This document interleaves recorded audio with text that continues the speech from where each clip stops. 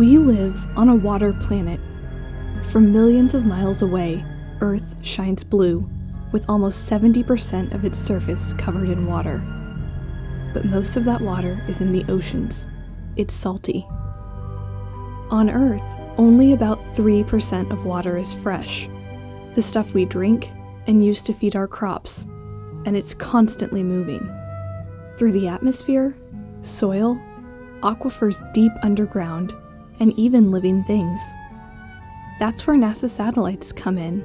Taking a global look at freshwater provides important information about droughts, floods, and water quality around the globe. The more we know about water and its availability, the better decisions we can make about how to manage it, from identifying food insecurity before aquifers run dry, to pinpointing when and where rivers will flood. Tracking water from space gives us an advantage in using it.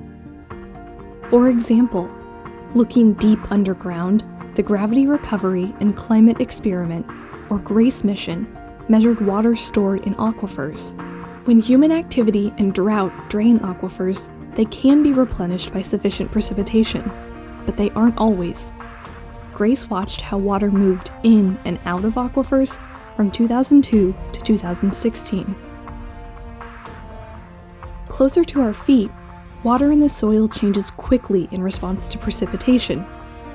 We can see soil get wetter in response to rainfall, and about a month later, watch as vegetation blooms where the soil is sufficiently moist. We can track all of these steps with satellites, which help us predict where food insecurity may crop up before it becomes a problem. Satellites help us track rivers and lakes, too. Reservoirs can become contaminated by blooms of algae, which grow in response to fertilizer running off from farms and cities. In the upper Midwestern US, there are hundreds of lakes, so it can be difficult to track them all individually. A view from space helps us keep an eye on lakes with blooming algae. Rivers are an important source of water for communities around the globe. And often, these rivers originate as snow high in the mountains.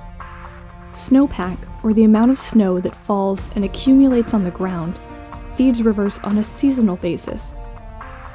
Earlier snowmelt can affect how and where water is available for irrigation, and as the climate continues to warm, snowpack is disappearing at lower altitudes, and what does exist is melting faster.